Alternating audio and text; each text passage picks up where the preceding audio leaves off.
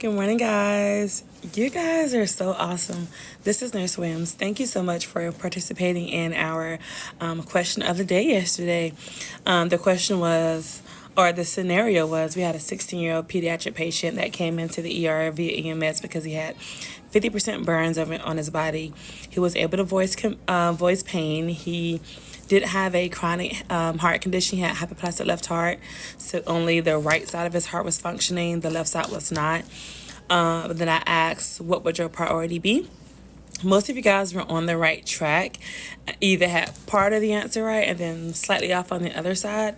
So here's what I want you guys to remember, especially to my nursing students who are going through nursing school, because this would have tripped me up too if I was in nursing school still, and almost as a regular nurse too if I didn't have experience with cardiac patients. But the first thing you must remember is when it comes to burns and whether they have a cardiac history or whatever medical history, you can almost always fix the other medical condition.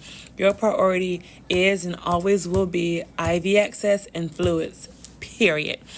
This guy has a chronic heart condition. Remember, you can give Lasix to combat cardiac overload, but if he goes into hypovolemic shock, you're at risk for all of his other organs failing. And then you're not going to just have to worry about the cardiac, you're going to have to worry about everything else. And most likely, if he goes into hypovolemic shock, he's at risk for death. That's going to be, the greatest risk. So to prevent that, you want to slam him with fluids. Worry about his cardiac function later, because you can always give a diuretic. You can give Lasix or whatever diuretic the doctor orders. You can always give that to combat that pain. Yes, pain is important, but you can always, put like this: while you're getting the IV access and slamming fluids, then you get your order for your pain medicine and your diuretic. Bam, you done took care of his heart condition.